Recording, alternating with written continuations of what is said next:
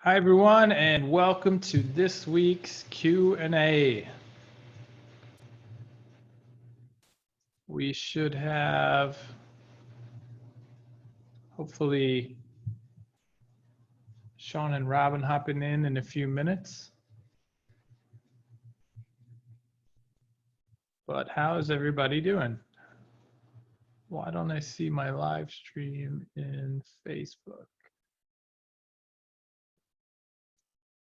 Okay, cool. Looks like we're live. So yeah, hop on over to the Zoom, or if you're hanging out on Facebook, go ahead and throw a question in the chat if you have one. How's it going, everybody? Good? How are you doing? I'm doing good, thanks. Good, man. What's new? Who's got questions? Who's got exciting stories from the week? Who's got wins? I've got a question for you. What's up? So the new update with the Twilio check the phone number before we send a text feature. When Sean was talking about it a couple weeks ago, he said, eventually we could create a high level of databases of phone numbers. But he didn't mention that on the video. Is that happening, or is that just at the per location level? That's a good question, and we'll have to ask. Let me ask Varun. Hang on.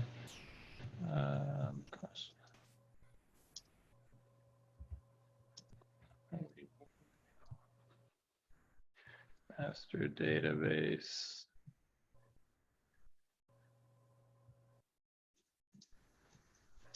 Number. Do for email. I know I heard Varun said, yeah, we can do that and we'll do that, but I don't know if it's in motion yet or not. I just pinged him, so hopefully I get an answer on Slack. Gotcha. Sweet. Yeah, that would be cool. I think it would probably save people a bunch of money. Yeah, I'm sure there's plenty of us that are close to each other and get the same phone numbers. It'd be awesome to, utilize the group. Yeah, for sure. How's everybody doing? Who's got, anybody have any questions? Anything exciting? Okay, Varun said, yep. And not yet plans to do that. Gotcha. Also, I reached out to Varun, I think a week ago. I didn't hear back yet. The two-step order form, I was talking to him last week about having a free line item. He said he was going to check, but he was cut off, so he was never able to answer the question. Okay, hang on.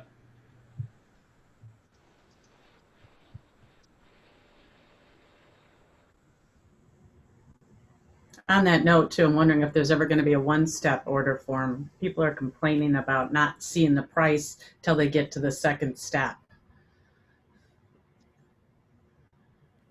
Well, I mean, you could always put the price on the landing page, like somewhere else on the page, right? But that's interesting. And there's Sean. I mean, what I would say is, gotta love that. Shivam, who runs our product team, would be the person to talk to about stuff like that. Like, if you could make a Loom and be like, hey, I've had feedback around the two-step order form design, and you can mess with that via CSS. But I know the product team is always looking to improve on things like that. So if you can package up the feedback in a Loom video or something, I can pass it along. But yeah, Sean, so the question was around, working the price into step one of two-step or having a one-step order form. We have one step on the list. Oh, cool. Nice. Well, there you go. Yeah, I mean, the goal is to keep replicating all that functionality. We're not done by any means. Okay.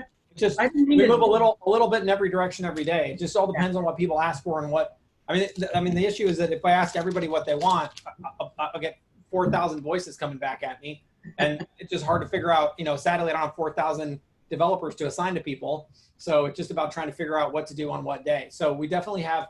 What we've done so far is we've divided up our developers based on teams, so they always stay on the same team, so we can make a lot of forward progress on each section as fast as possible, and then from there, they just pick them off the ideas list. I do think meeting with Shivam is a great idea, though, because I think just talking to product and showing them what you're experiencing, there's nothing wrong with that at all. I definitely think that's a great way to go. But I know for sure one-step order form's on the list, and we have four people on that team now, so we're making some pretty steady progress. Didn't mean to interrupt James's question though. James started the question and then I hijacked it. So I sent that to Varun. I haven't gotten an answer back yet, James. Okay, thank you. And I don't know if Sean has any updates on it. A zero value line item. A free item in the line. Like a free item. Yeah, so that is already on the funnel team's list, and I think it's like in the short term. I think it's like 2 weeks ish. Awesome. Nice. Mary, so Sean and Robin filled me in earlier that we do have a date for email designer upgrade of October. Yeah. So we have, so our goal right now is to deliver both the new email builder and the workflow builder by October 1st. And to tease you on like what the design's gonna look like, we're kind of modeling quite a bit after MailChimp, so it's gonna have a similar UI to that with a little bit of be free as well. Super cool. That's gonna be really exciting. Awesome. All right, what other questions do we have? on that workflow builder, is there like, how would I see that? I'm just trying to get my head around what that would look like. Sure, hold on. Thank you. That's what I love about you guys. Yeah, so this has actually been on the books for a while. It's near half complete already, but it's gonna look a little different than this, but basically like this. So Okay. the ability to say like, okay, what do we want to start this off of? Let's say like a new form submission or something, right? And the idea here also is we'll do like recipes essentially, where like, ours will be different. Ours will be like, dental templates and lawyer templates and that kind of thing. And then, you'll say, okay, cool. I want to go ahead and when they fill out the landing page, I want to drag over, send an email. And then after send an email, I want them to do this thing on the left and this thing on the right. But after, this thing on the right could be wait 10 minutes and then check the custom field and see if their favorite color is blue. And if their favorite color is blue, go left, and their favorite color is not blue, go right. Okay. So This the light looks are like really, active campaign. that's exactly where we got it. Okay, I thought you were saying MailChimp. Oh, MailChimp's for the email builder. Email builder. Yeah, okay. Sean, you guys are doing like this is where you guys are actually introducing conditional logic and stuff too. That's pretty cool. Wait, your volume is super low. What'd you say? Oh, sorry. No, I said you guys There we are go. introducing conditional logic. Yeah, absolutely. Wow. Oh, that's awesome. Okay. That's going to be very powerful. Yeah. We're Sorry, I'm all trying to- super I'm trying excited to get about lunch it. and do this meeting at the same time, so I apologize ahead of time. No worries. I got my lunch as well. Yeah, mine's on the way, so I'll keep us moving while So- everybody's chowing down. Yeah, go for it. So yeah, we're all super excited about that one. So yeah, the possibilities that the logic is going to open up is really going to reduce the amount of triggers that you have to create, I think, and it's really going to open up a lot of new doors, which is going to be exciting. James, any updates on funnel folders? No. Do we have more folders in general on anybody's list? Yeah, I think so. I mean, we're not at all opposed to them. I don't know. Okay, so our dev team now is massive, so I don't know what every little item people are working on.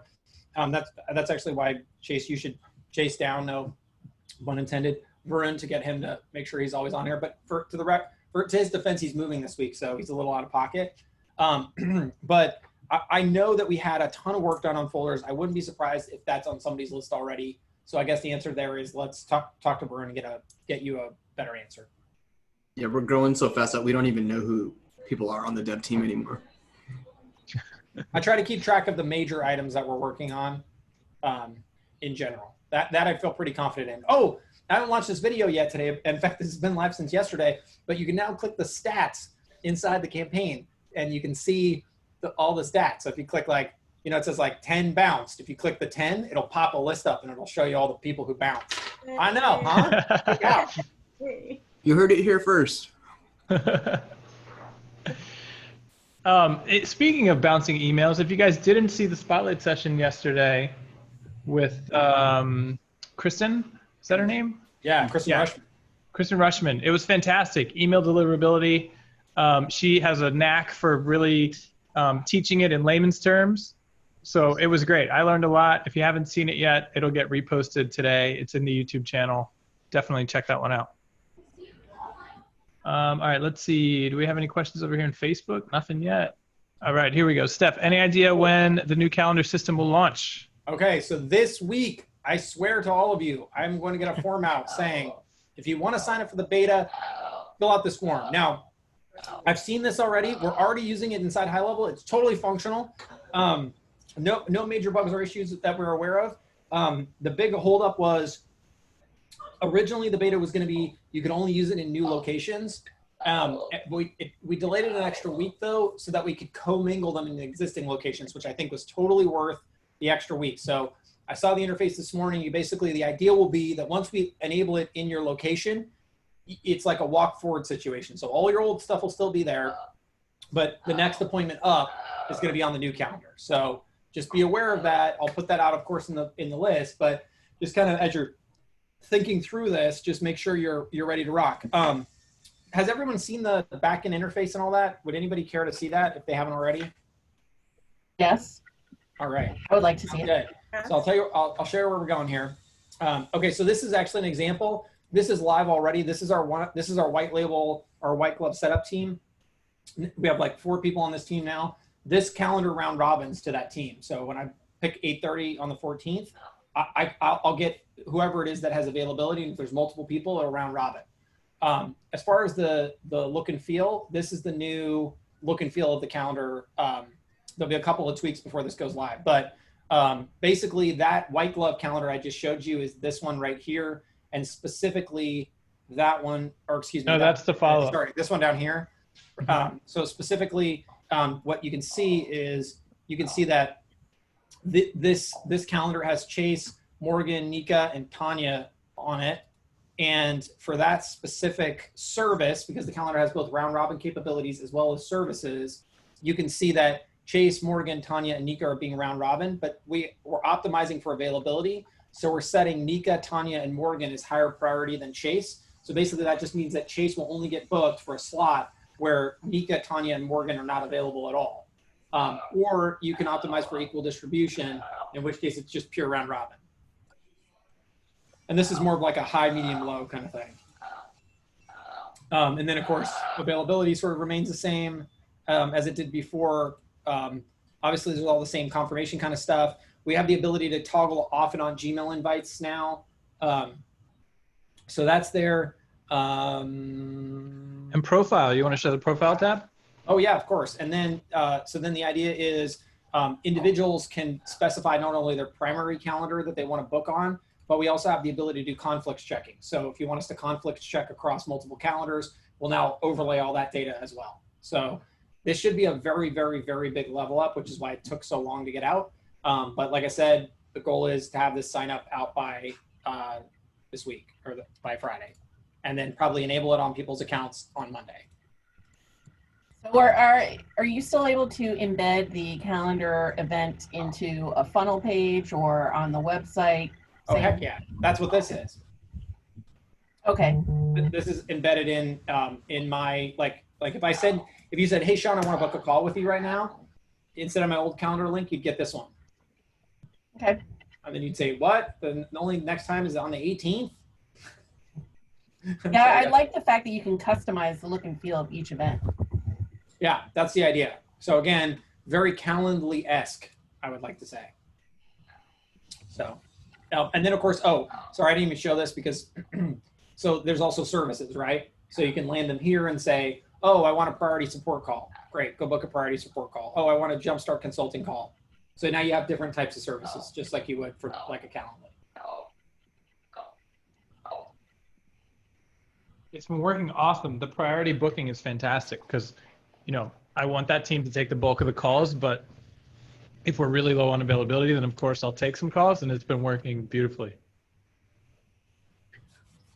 All right, let's see. Oh, you guys can hear my monster down here.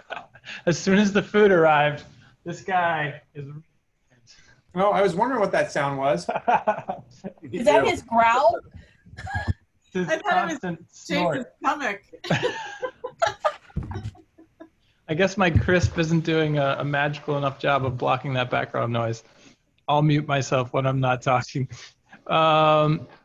Is there a way to have an area where clients can see all the courses you offer and sign up for ones they want?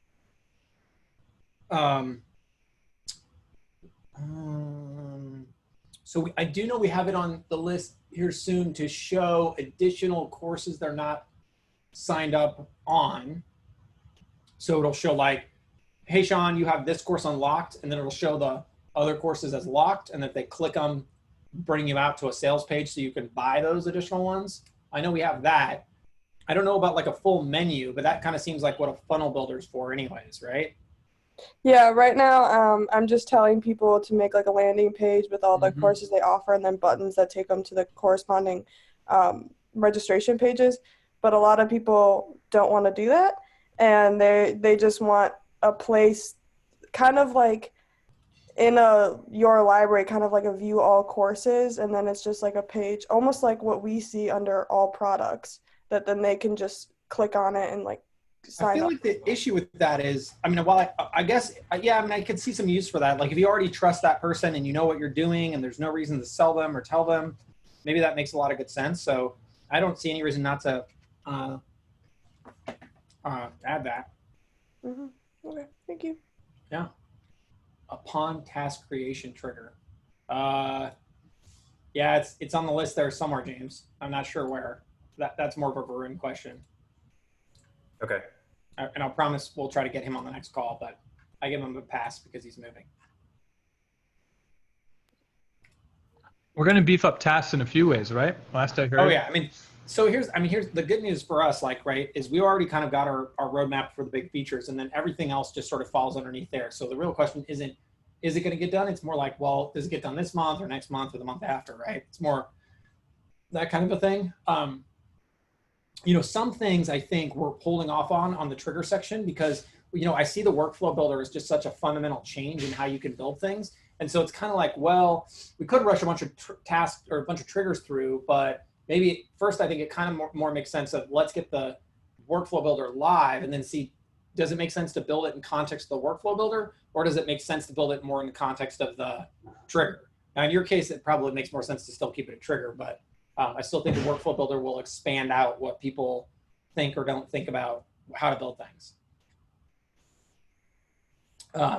The other big thing we're continuing to work on, of course, is expanding out our automated nurture sequences. So one thing that I'm pretty excited about, it won't be available for probably at least another month, but we're gonna take our automatic booking flows and make them conversational. So instead of the, hey, would you like to book an appointment? Yes, here's a calendar link. We're going to come out with, you want to book an appointment? Yes, great. I have Wednesday at 2 and Thursday at 4 and Friday at 5. Do any of these times work for you? And then that person can write back like, I'll take Thursday. And the system will be smart enough to know that means Thursday at 4 and book you in based upon that conversation. So you actually like conversate them through. You could demo that UI, Sean, from the Trips Engage. True. Is it too alpha for us to? Yeah, I think it's too ugly is what I think. I'm going to wait till it's like actually in our interface, but we'll have it soon. So speaking of the system being smart enough to know, I had a question yesterday that I thought I heard a long time ago somebody mention about, is it the Facebook Messenger feature where it's smart enough to know if they come in, we only get their name, but if they input their email or phone, it will put it into the record?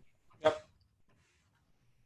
And do you have to ask for it specifically, or it just knows if it sees an email come through? No, it pattern matches. So whatever phone number they give you, whatever phone number comes out, we just assume that's it. Whatever email comes out, we assume that's their email. So we just sort of assign it based upon that.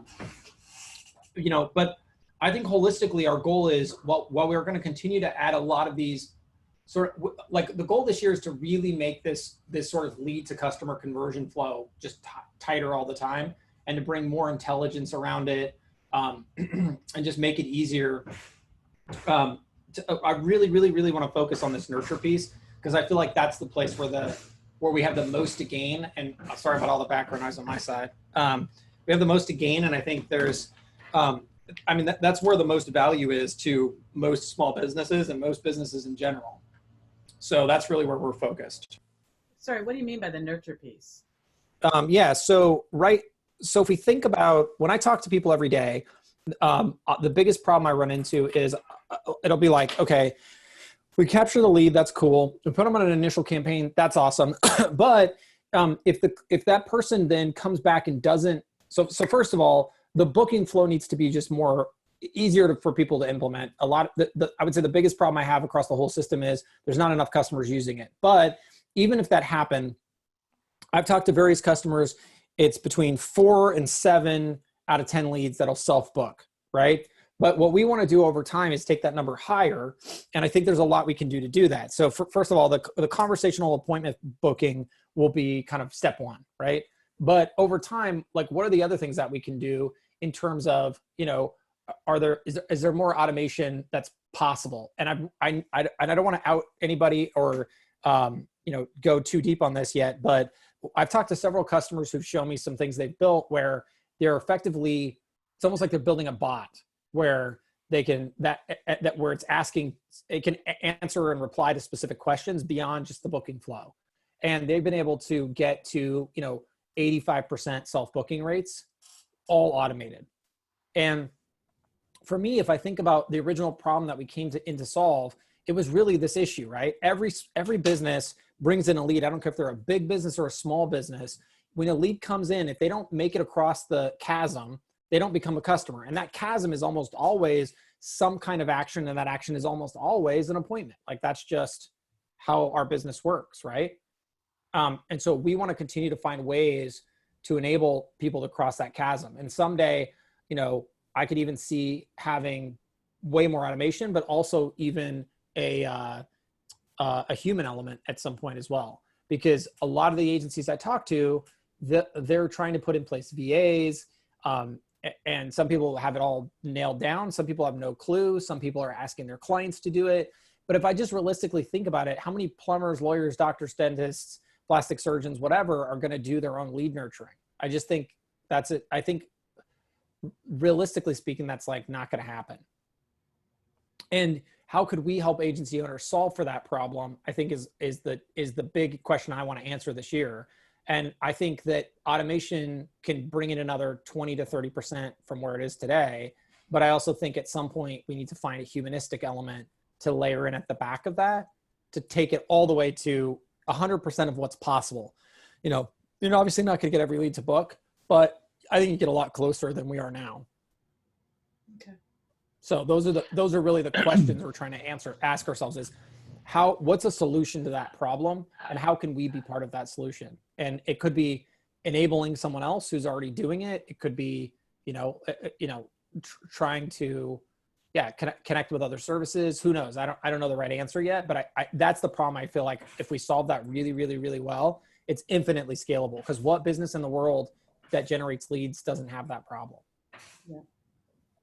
Yeah. So we're already ahead of it, right? Like the call step, when I do the daily onboardings, blows people's minds, because it's like, all right, you're going to build a nurture campaign. It's automatically going to convert way more leads than you ever saw convert. But some of them still need to get on the phone, and the call step brings them straight to your client's door. That's just about as much as can be done. But I think this kind of conversational stuff that we're talking about in this Friday's High Level How-To is going to be a little bit of a booking bot. Should be pretty cool. Sounds like we can go even further, which is really exciting. Yeah, I think so too. I love the idea of it returning back times. Like, Yeah. oh, Thursday, I have a 2 open and a 4 open, and that's coming straight out of a real calendar. Yeah, so that has been that's we have a full-time person working on that. So I anticipate having some good stuff there soon, and then we'll try to see if we can level it up and take it even to another level from there, because I do think there's more to do. Higher level. Oh. All right. Is the Facebook ad comments as a channel still on the list to develop? Wait, which one? Facebook ad comments as a channel. Yeah, I think I asked about this about a month or two ago. I think it was on a list. Maybe it was a rough list. Yeah. So that to me is going to be more around. So what we need to do what we're trying to do as a company is sort of figure out kind of what's our roadmap, right? And so that is more on the social, in my opinion, it's sort of like a cross between, that's like in the social media area, right? And as I think about social media, because I mean, it's posting, it's comment tracking, right? It's a comment conversation, like bringing those comments in as part of a conversation. It's hard. You can't bring them out of context of the post because otherwise you don't like, you can't, it's not like it's just like comes into the conversation flow, right? Or if it does, it has to still be tagged back to the comment or the post, excuse me. But anyways, we have a design for that. But to me, that's more of like the social media posting and category, right? And so the question is, when do we do that and why do we do that? And, you know, I've gotten called on the carpet before for going off reservation and trying to build things like funnel builders, which I'm very happy that I did, that we did. But we're just trying to figure out what our strategy is. Do we stay in the lane of sort of lead generation agencies this year? Because the way I sort of think about this, and I'd love to get your feedback, but I feel like the world of digital marketing is these two forces colliding. Like you have your traditional digital agencies that make most of their money off website design, social media posting, that kind of thing, right? No activity-based marketers. And then you have lead generation, which I really feel should be called customer generation marketers, who have gone off and they don't do any of that stuff. They're more like running ads, getting responses, nurturing leads, that kind of thing. And I feel like these two worlds are coming at each other. And I think the long-term answer is going to be that if you're a digital agency, you actually are going to end up doing both. Like if you don't do both, it's going to be hard to compete because from your customer's angle, they want a one-stop shop, right? Why would they call 2 people or 3 people if they could call 1 person to do the same thing, right? So then the question is, how deep do we go in the lead gen, customer gen, which in my opinion is the thing that matters and it's the thing that actually creates the end result for the client, versus then when do we go into social media posting and blogging and stuff like that, just so that we can start tapping into maybe some more of those other agencies that are out there, you know, and going after the Sharp Springs and the HubSpots a little more directly. So that's what we're kind of trying to figure out. Yeah, I mean, to be honest, I could care less about organic posts. I do lead gen strictly, and I care about getting the customer. You know, organic posting and stuff, that's somebody else's business. I generate leads. So, but yeah, I just know a lot of ads that I'm running. People will comment, say, I'm interested, or yes, sign me up, or send me info.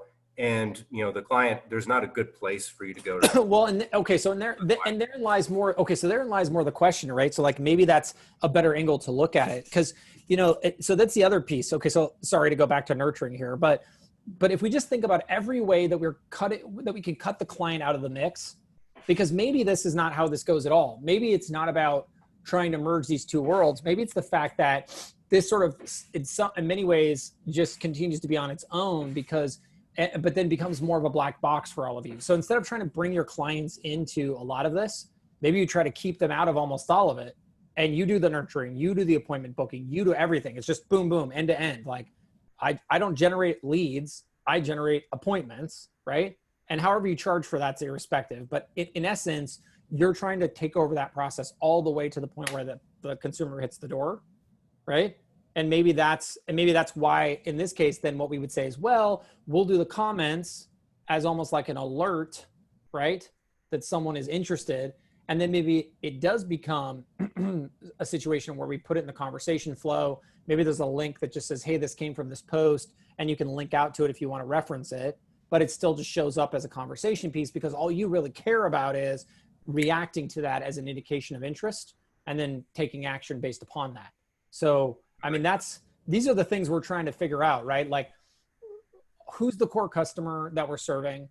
What are the things that are more valuable for them? You know, because there's also the paper lead people have made a big entrance into our app recently. And there's a whole thing about lead distribution there, right? So when I get a lead in, if a zip code is this and this attribute is that, then distribute it to this account. But if it's this other zip code, go to this other one. Like, do we go off in that direction? Is that a more valuable thing to do for our crowd? So we're trying to figure out, kind of based upon all of this, where do our priorities lie?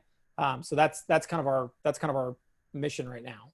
Yeah, no, that makes complete sense. Yeah, and I agree that, you know, you shouldn't also become Hootsuite, like a lot of people are trying to become PandaDoc and all these other services that are out there. Yeah, I agree with that. I don't, Yeah, I just care about the ad side because that's just lead generation and starting the conversation people have asked to start. So that's it. Well, James, you brought up an interesting point. Now I'm curious, from a technical side, Sean, can we differentiate between comments that were left on Facebook ad posts versus Facebook organic posts? I assume so. I don't know that for sure. I mean, I do know that we get webhooked. We already tap into the comments. They get printed out to our server logs and we do nothing with them. But my assumption is that it'll tell us what that post is. My assumption there's some way to derive specifically which post that is. So yeah, that's a good question. I mean, because that is in our lane, right? If someone's commenting on an ad, that's in our lane. If it's an organic post. Yeah, I don't disagree with you. I just assume there's just no way you wouldn't know.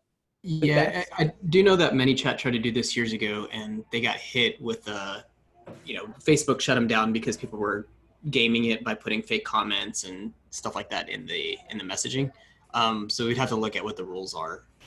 So I'm pretty sure you can still do it with ManyChat though. So what you do is that you connect a bot to a specific post. So you connect the bot to the post and it'll auto comment, or it'll essentially start an automatic conversation with someone that comments. Got it. Yeah, so you have to target it. It's not a catch-all for any messaging. Yeah, no, it's not a catch-all. You have to do the manual setup per post. Yeah. And I remember ManyChat at one point had that catch-all, and that's when they got flagged. So maybe that's the new workaround that they're doing. Interesting. And the other thing that just popped into my mind, Sean, have we made any advancements, heard anything new about the Google Business Chat? Not yet. Although that's actually something Varun has some sort of ninja cool short-term plan. I don't think that's going to be that hard to turn on, honestly. And although, what Robin points out to me is how many people use that silly thing.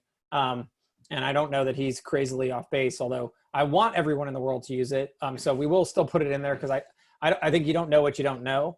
But I don't understand how we don't proceed forward to a world where everyone uses it. Like it just they're going to push it. I mean, it just seems logical, right? That Google would much rather you chat because their technology is better over chat, right? Their bots are better over chat. In fact, the big part of that API, they want you to, they're trying to actually get you to hook up a non-human out of the gate, right? So I feel like there's this momentum in the world of trying to push people to more automated solutions.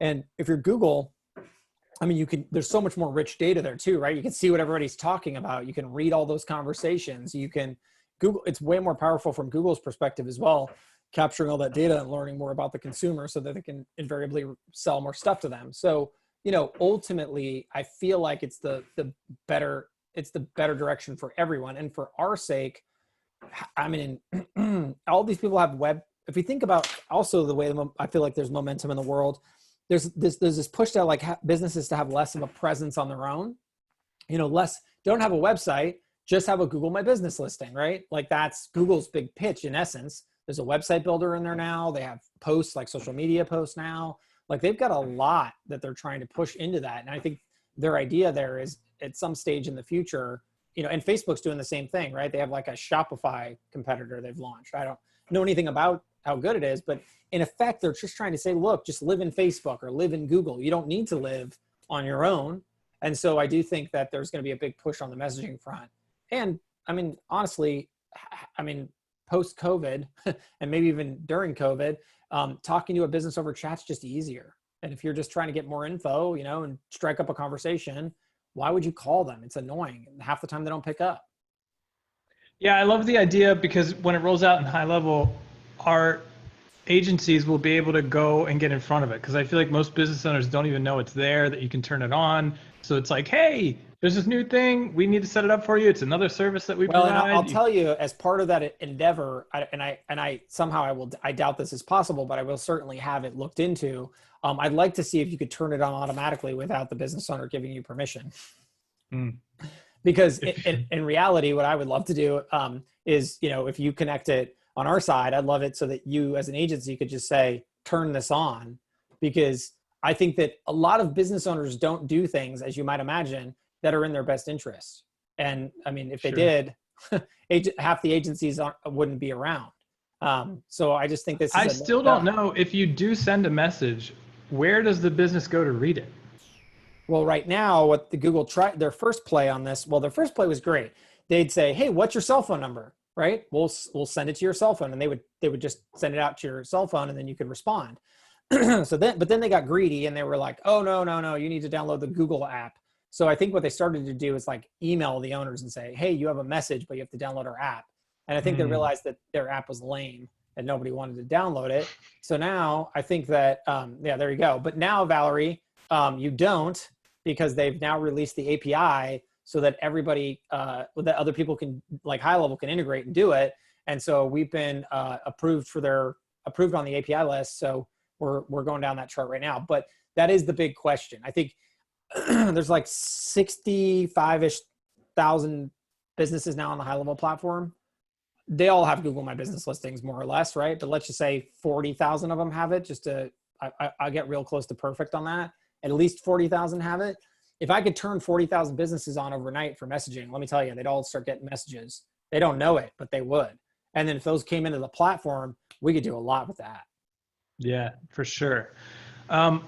Changing gears, Melissa has a question that I hear people ask quite frequently. Will HighLevel ever go the route of invoicing?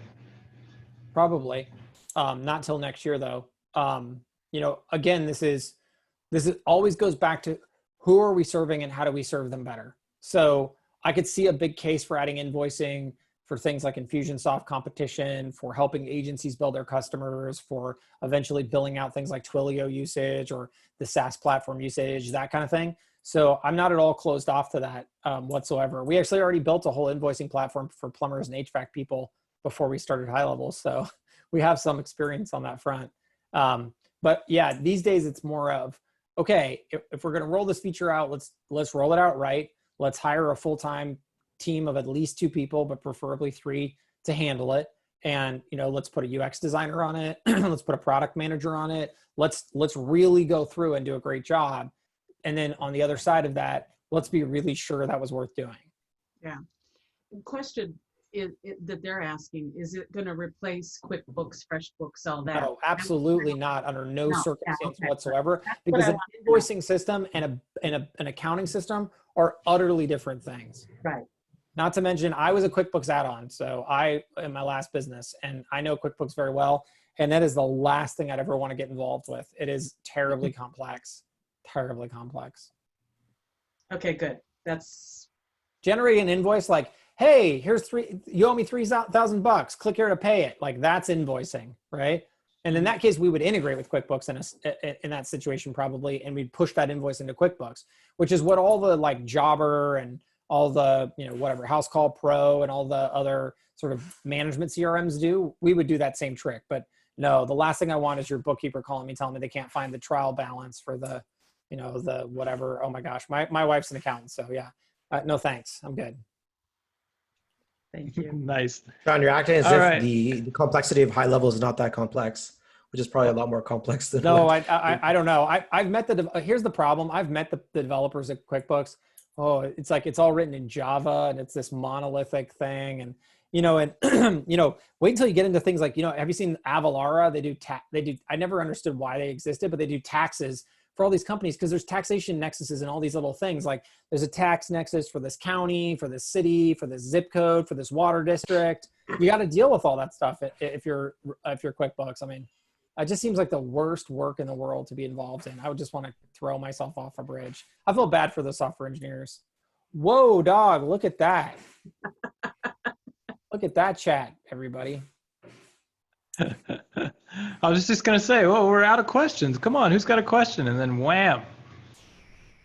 All right, I'm having trouble connecting with your white label team. Okay, well, this is something we can. Don't worry, Robin's here. He can help you. Yeah. He can help you ASAP. Of you guys having to read it if need be. Yeah, that's okay. So who did you try to reach out to and why was it so hard? So I don't know, for the last couple of days, I've been trying to get a hold. Obviously I spoke with chat and they passed me on the link to book a time with the white label service. And the last 3 days I've been showing up on time for my meetings to talk with, I think his name is Thomas Paulson, if I'm correct. And he just hasn't showed. Well, don't worry. Robin will get you taken care of right here, right now. We'll get you help. I'm messaging you my calendar link right now. Perfect. I appreciate it. Robin will show up on time, I promise. We just signed a client and we want to use your white label services. They're going to be submitting payments. So I just want to answer. Congratulations, by the way. That's exciting. Yes, sir. What industry? It's the financial market. We're doing life insurance. That's cool. Yep. Have you done this before? So actually, I've been in the social media marketing type realm from like 2015, but I partnered up with a friend of mine. He's been in the industry for about 30 years. He serviced clients like Caterpillar, Mitsubishi, but most of his marketing back then was basically organic, social media posts, along with brochures and print, stuff like that. So we kind of bumped heads together. And kind of are doing everything. So I heard you guys speaking before about, the organic side and like the paid side kind of, right? And one thing, that we had to adjust from was obviously my partner being, doing organic for many, many, many years. But now we've kind of switched to focusing more on the paid side. Obviously, we're using HighLevel, incorporating the nurturing, just because it creates really great results for clients, for one. But at the same time, we do offer, the organic side as well. So, if a client comes to us and says, listen, we also want to do, redesign our website or do anything organically, then we'll still offer it. We won't take it off the table, but we are mainly focusing now on. Well, and that's the thing, right? So, and I would echo that fact. So the biggest agencies, the most profitable agencies I talk to, they do a holistic service like that. They do websites, they do social media posting. And so, I mean, that's the other piece of this, is that I think there is something to be said. And in fact, the ones that have a lot, I mean, it's amazing because there's a double benefit, which is they can charge more and they last longer with their clients when they do a holistic service. And so that part of it is probably why, this year we will just absolutely nail down all the use cases that are left, in my opinion, on the lead nurturing, lead to customer journey, right? And that to me is marketing automation mainly. And then I think next year, it's very likely Q1 and Q2 will be a big focus on continuing through the attribution stuff, because that's all PPC and SEO.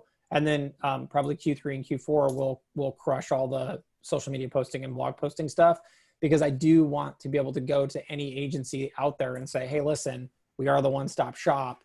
I think that is a very doable and viable goal. Yeah, I mean, my partner has been on, we've been kind of battling our opinions on that topic for quite a while now. And obviously, like I said, I think right now, probably having, lead generation plus lead nurturing is definitely viable. I mean, we've seen really good results so far, and clients are happy, and it gets them that immediate return on their investment. But at the same time, the organic side is, to me, and the way we look at it, it's the foundation, right? You definitely want to have a solid foundation organically, with consistent posts, whether it's, on social media or blog, that just, people can refer back to and look at, right? To see if you're being consistent, if you have consistent messaging out there. So, I mean, if I'm being honest, from my perspective, what I just tend to find is that in a perfect world, I feel confident that today I could show you how to use HighLevel to report revenue out to your client.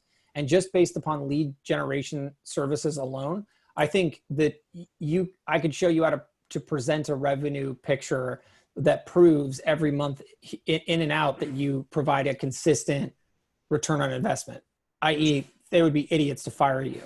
But I think that most people, even the ones that use our platform, and even if we try really hard to make it easier, will fail to do a good job surfacing that information to their client. So I almost see doing social media posting and websites and stuff as a hedge against the fact that most agencies don't do a good job and will never do a good job showing their work properly, or showing the return properly, or the revenue properly to their customer every month. And therefore will end up getting themselves fired faster if they don't own the website and if they don't own the social media, to create more of a stickiness and just a difficulty factor in that client firing you. I just think it's insurance. Yeah, no, definitely. I completely agree. But thanks, Sean. Yeah. Thanks for helping me though. Yeah, no worries. On that note, do we have information around timeframes for that final leg of reporting, being able to trigger out daily, weekly, monthly snapshots of the reporting that's being reported? Not yet. So the idea there was to put that in once the reports are done. So one of the big reports the big reports that are left is the agent report, which is just now started in earnest. And that I think will actually be probably the report of the year for most people. That's going to tell you, if you're running salespeople or anybody really, if you're running your customer in the system, how fast are they responding? How many chats have they responded to? How many appointments have they booked? How many calls have they taken? What's their average time on phone, right? How many outbound calls do they make? How many inbound calls have they taken? All of those details will be in that agent report. It's sort of like, if you've ever used Close.io, it's very similar to their agent reporting. And the idea there is to really, it's like on the small client end, it's like where you can go into an individual conversation and you can say, well, they chatted you at 10 a.m., but you didn't get back to them at 10:30 until 10:30 or till the next day or something, right? You can do this already one off, but this will actually bring it full circle and be like, hey, look, your average response time is, 2 days. Well, that's unacceptable. Yeah. Right. Not that I, by the way, believe that will change the outcome. And not that, by the way, that will ever improve the problem, but it creates defensibility for the agent. Now, for people who are running sales teams out of our app, it'll be freaking amazing because those people are internal employees and they want to know what the performance of those employees are. So I think that will level it up in a big way. The one thing though, Chase, that I think is the most compelling, and then we also have what we do also have then after that is what I call the weekly success report. And that one will actually be emailable. And that one is more designed to exactly do this, to surface the data that we can surface automatically. Like how many new leads did you get? How many new opportunities did you get? How much pipeline value did you get? Like how many, how many opportunities did you close, right? Like that's the idea of that report. And I do think that will go a long way towards actually providing kind of that stickiness factor that agencies need. And we'll probably do that on our side. We'll probably email all of you and say, hey, look at how many opportunities you got across all your accounts. Look at how many leads you got across all of your accounts, right?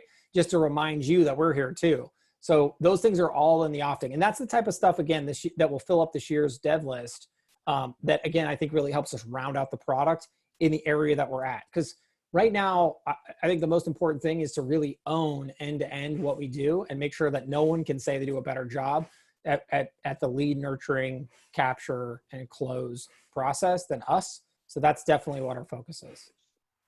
So you mentioned that now the user report is being worked on in earnest. What does that tell us about a timeline, ETA, for when it rolls out? I would say it's at least a month away, but I just know that a full-time engineer has taken up that task and is working on it now. And that person is otherwise not working on anything else. Awesome. Doesn't that go back into what you're saying earlier in that if we don't have our pipeline working correctly, all the numbers are going to be off? Because like mine's totally off from the day one. That's the problem. And I think that also, the challenge there, and we'll continue to try to find ways to address this. And I really love Chase's video he did on this, but getting clients to log in and update opportunity cards is I think to some extent a lost cause. Either they'll understand it, love it, and use it themselves, or they're never going to touch it. So I love the email follow-up after the fact, asking them to say, hey, look, what happened with this appointment? Did they show up and buy? Did they not show up? Did they show up and not buy? And then asking them for the revenue at that moment. I think that'll help like 20% more people. But I just tend to find that the more work you can do for your client, the more you can just take it off their hands. To be honest, I think they would rather just pay you for the easy button.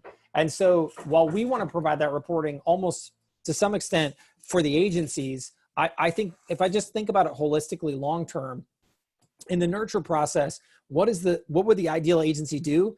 They probably would just take the whole thing off my hand. If I'm the dentist, they would generate the lead, nurture the lead, book the lead, and then I would just show up and be the dentist, because that's kind of what I want to be. I just want to be the dentist. I don't want to nurture any leads. And my front desk person doesn't want to either, because they already feel overworked and they already feel like I'm asking too much of them, because I probably am.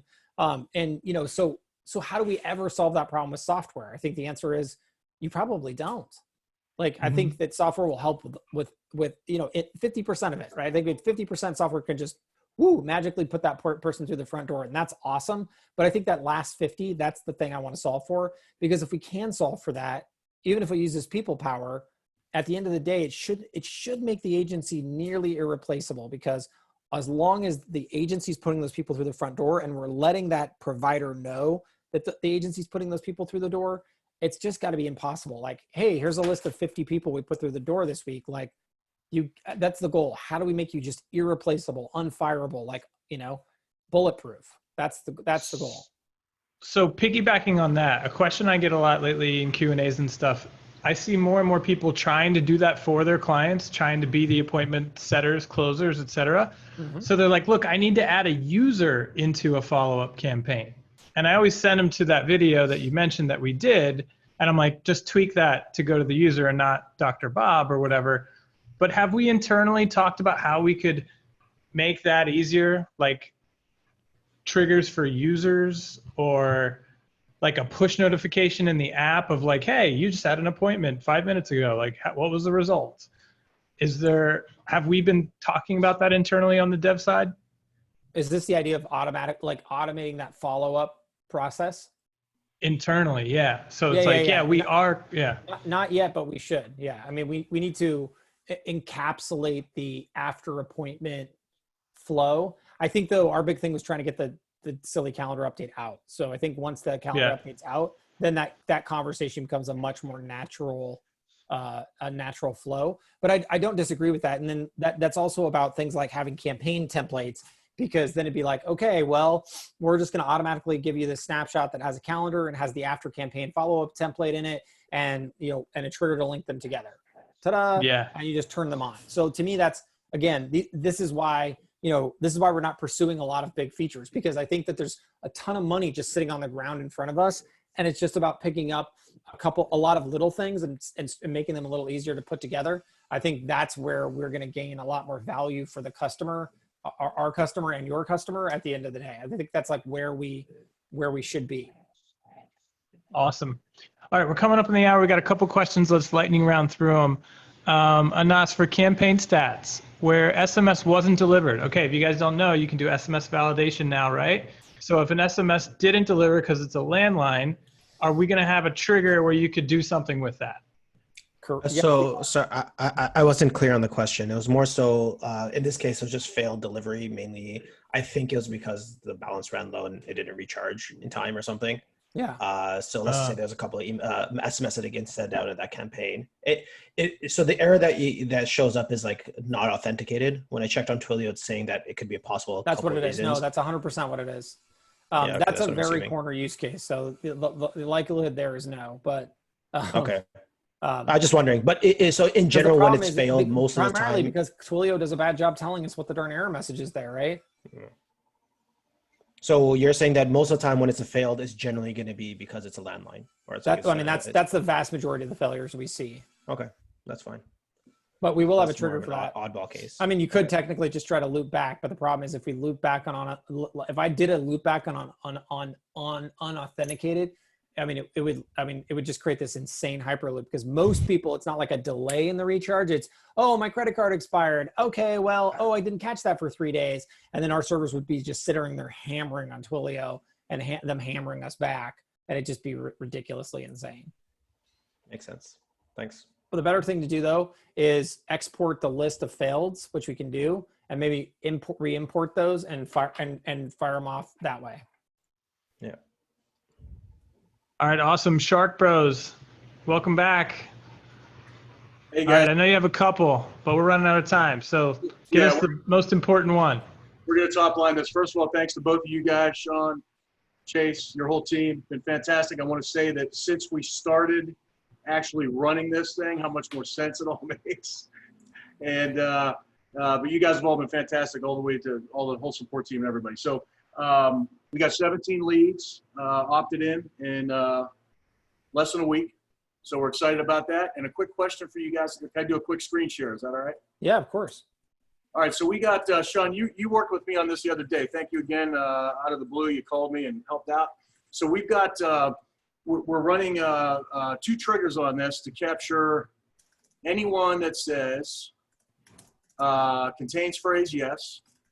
And should they not do that, and we have to manually add them to a campaign, we have this trigger that Sean worked with me on that takes care of anyone that we manually move in there to send out these email alerts and also put them into an opportunity. So that's working really well. Yesterday we had a couple that answered yes, sure, and this trigger didn't catch that. So we manually moved them in. I'm wondering, are we still doing something wrong here, or is that just going to happen from time to time? Yeah, we had two of those. We had this one here, yes, sure, thanks, and then we had yes, please. So you also have a filter on there for a specific campaign. Are you sure they were still in that campaign when they replied yes? Well, they opted in. They responded to the first one. So this goes out to everybody, and then they say yes. And then this trigger here contains phrase yes, should have automatically put them in there. Or yeah, that's the idea anyway, right? Right, but when the campaign sent the auto text and the time that they said yes, did they already fall out the bottom of the campaign? No, they didn't. What I'm saying is it didn't trigger. We had to manually move them in. Over Right, here. I know, but this campaign that sends the automatic message up top, is there Yeah. anything else in that campaign, or is it just that message? It's just that message. Just that's where they opt in. So correct me if I'm wrong, Sean or Robin, but I think what's happening is they go into the campaign, the message sends, and now they're no longer in the campaign because the campaign's over. So your trigger's not going to fire because you have a filter on there that says they need to still be in that campaign. Yeah, and you can see that too if you go into the campaign and you click on the count. You can see what the outcome is. So it'll tell you like campaign finished due to reply, for example. So this one here. So if you go to the contact, you mean, right, Sean? Go back and click on the count next to the title of the campaign that shows everybody that's in it. So right there, 411, 10, whichever one it is, I don't know. Yep. So now here, see, it'll show you, hey, here's what's going on, guys. This one's finished, and that's finished just because it completed. And then if you put your mouse over the question mark on the ones that have question marks. Yeah, trying to minimize this window, sorry. His brother is always rocking that cup of coffee when I talk to them. Where's the question mark? Sorry. It's right to the right of the word finished, 3 down. Middle column. Gotcha. Okay. See, campaign finished due to customer reply. So if it finished just because it did the step and completed, that's what finished means. I don't know why. We should just say replied. Eventually we'll get smarter about that. But anyways, that's why that one finished. So if you see that person, you want to see like, oh, why didn't my other trigger fire? If Chase is correct, you would know because it would say that the campaign finished due to reply. So how do I make it so it doesn't do that? So you could put a wait step after that message that waits, like keeps them in the campaign for like a day or a couple of hours to give them time to reply. Because the way that trigger is set up, basically as soon as that auto text goes out, they're no longer in the campaign. So by the time they reply, that trigger can't fire. All right. Well, I'm definitely confused. You? Yeah. Okay. So go back to the trigger. Because it did work on other ones where somebody just says yes, that's it. All they say is yes, and it fires this message here. And that's the way Maybe they just replied fast enough and they were still in the campaign. Because your trigger says they need to be in this campaign and the reply needs to contain yes. But if you only have one thing in the campaign, as soon as that thing goes out, they fall out of the bottom of it, right? They're no longer in it. The campaign is over. Okay. That's going to take more than a couple minutes to wrap my brain around that one. So you could add a wait step underneath your automated message. Yep. That's just going to keep them in that campaign for a while. But the automated message doesn't, this one here, you mean? Yeah, like no, that's one you manually sent, right? Yeah, but normally that fires automatically if it contains the phrase yes. Right, but you have two campaigns, right? Campaign A sends the initial message. Campaign B fires if they say yes. Right. Your trigger is saying if someone is in campaign A and replies with something that says yes, fire them to campaign B. But in campaign A, as soon as that one auto message goes out, I'm no longer in campaign A anymore. So I can't meet the requirements of your trigger. How come other ones are though? They might just be replying really fast and they're still in there. They haven't fallen out yet. how do you set that time frame? Well, that's what I'm saying. In campaign A, after the automated message, add a wait step. Okay, that's Yeah, so open up that campaign and then, add an event. So close this one. This is your automated message. right. Below that, click add event. Gotcha. And then add like a Facebook message. It'll never happen. It's just a dummy placeholder. But add a Facebook message where it says messenger. Okay. And now scroll down and just save it. So it's not actually going to do anything. Just hit save, scroll down. And on the timing of it, do like after an hour or after a day or something, just to extend the window of the campaign so that they have time to reply yes, and then your trigger will fire because they're still in the campaign and they said yes. Okay. Does that make sense? Yeah, it does. Is there a save on this? I can't get this to minimize. I'm sorry. No, We it can't- auto saves. We can't You're see. good. Yeah, yeah. We can't see what you can see on the Zoom side. That'll all say.